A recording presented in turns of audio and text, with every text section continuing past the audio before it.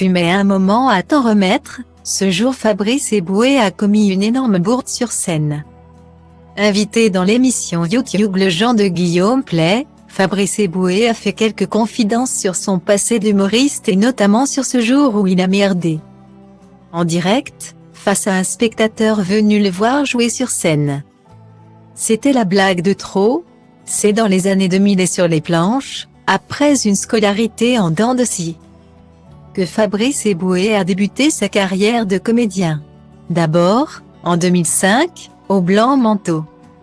Puis au Théâtre de 10 heures ou encore au Trianon. Mais c'est l'année 2006 qui marquera un tournant décisif. Et pour cause, il fait partie, au même titre que Thomas N'Géjol et Amel Chabi, de la bande de jeunes humoristes choisis par Jamel Debbouze pour former le Jamel Comedy Club. Un tremplin qui le conduira dans des émissions cultes comme T'empêche tout le monde de dormir de Marc-Olivier Fogiel sur M6 ou encore On va se gêner de Laurent Ruquier sur Europe 1, mais également sur grand écran. En effet, Fabrice Félix André Eboué, de son vrai nom, s'est également lancé, en 2010 dans le cinéma en réalisant son premier film, Case Départ. S'il a été devant et derrière les caméras pendant des années, en tant qu'acteur et réalisateur, Fabrice Eboué n'a jamais quitté son rôle d'humoriste.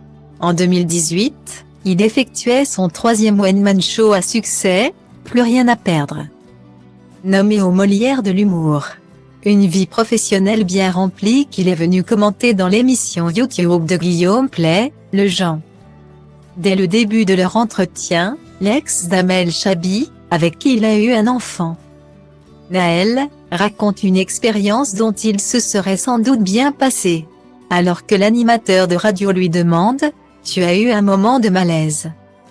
Ce dernier répond « J'ai eu un truc terrible, j'ai toujours pour habitude de dire aux gens qui gardent leur chapeau, casquette et bonnet qu'on est au théâtre, un peu de respect, on se découvre.